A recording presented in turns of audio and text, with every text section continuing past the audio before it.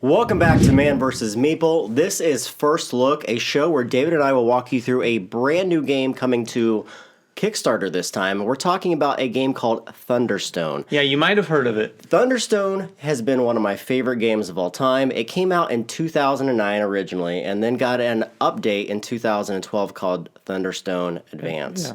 When everybody was playing Dominion back in 2008, 2009, this was my game of choice. It has theme, it has a fantasy wrapping around it, and it's a really strong deck building game in which you're going to be drafting these heroes in order to go into a dungeon to kill beasts and add stuff to your deck. Right. It was really one of the first to do that. I mean, this was sort of back there in the early days of deck building. Yeah. And this was the one with theme. Yeah, exactly. Sure. So some things have changed in this.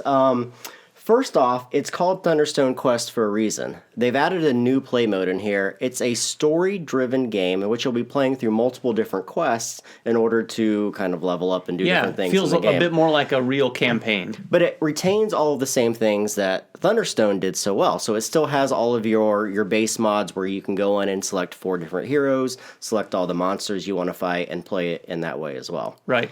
And components-wise, it's pretty different, too. Like, there's actual tiles on the table representing the dungeon. So they've added a couple things in here. First, they redid the artwork.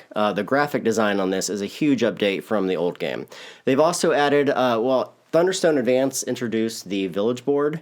This one introduces a kind of a dungeon board with dungeon tiles. Right. We'll get into what this does. So let's talk a little bit first about all the components in the game.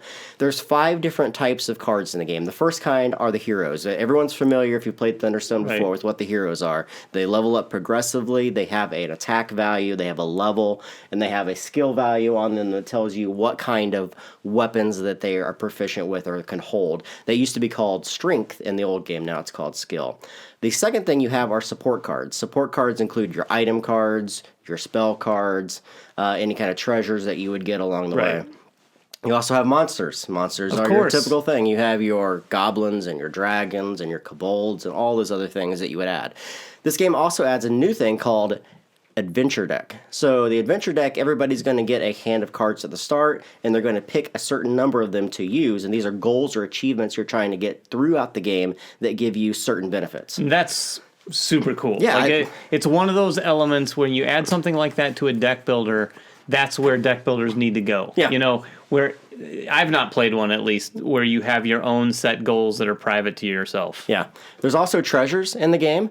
There is a stack in the village deck where you can buy treasures with gold that you've acquired through the game, through the cards. But you also earn treasures from specific monsters that you can defeat. Treasures can be epic weapons or epic spells. Yeah. They can even be adventurers that you have played with before. From the original Thunderstone game. Yeah, so they've been captured by these monsters, and you free them, and they get added to your deck. Yeah, if you're a big fan of the old one, that is a super cool addition. I love that. So at the start of the game, you're going to populate the village just like you did in Thunderstone. You're going to pick one of the 4 different types of heroes. You have your fighters, your clerics, your mages, and your rogues. You're going to pick one from each class, populate them levels 1 through 3, and then you're going to pick all of your different weapons, spells, and items. You'll have 3 weapons, 3 spells, and 2 items that will populate the village area.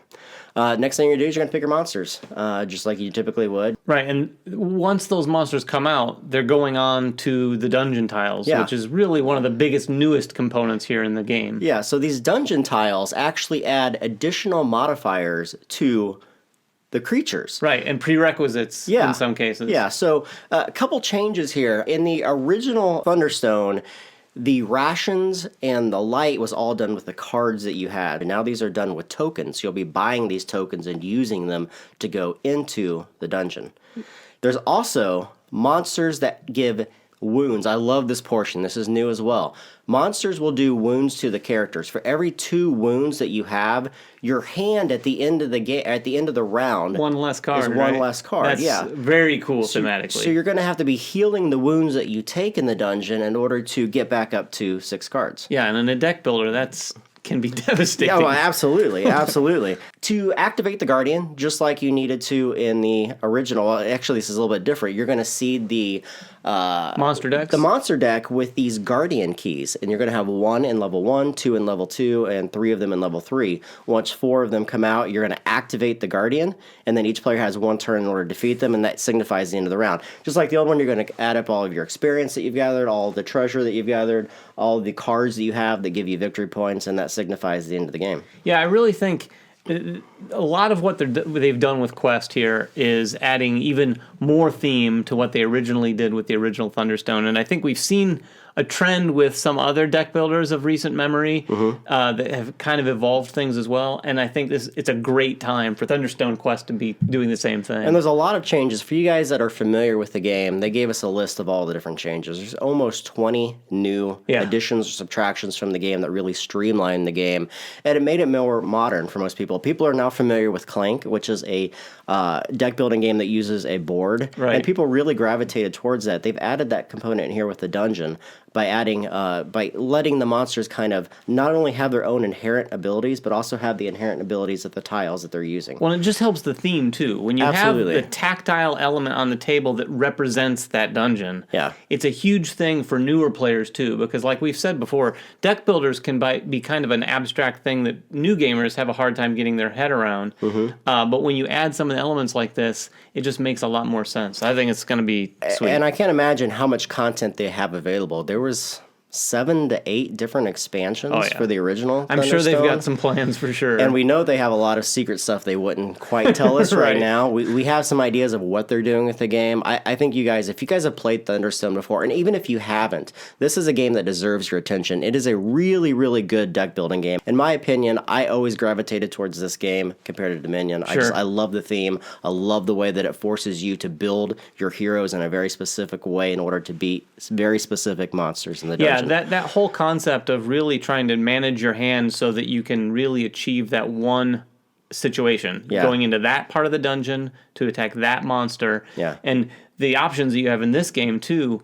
One of which is preparing for your next hand is really cool, where you're just discarding some cards but putting the rest on top of your deck so you can get that perfect hand. Yeah, exactly. I mean, you have 3 options in a round. You can either visit the village, visit the dungeon, or prepare. Right. So, yeah, it helps you call your deck to get specifically what you need out of it for the next round. Very cool.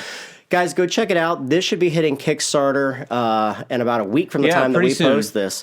Make sure you guys make comments below. Subscribe to us, please. Like us on Facebook. Follow us on Twitter. Everything you can. And we will catch you guys next time. Thanks. Bye-bye.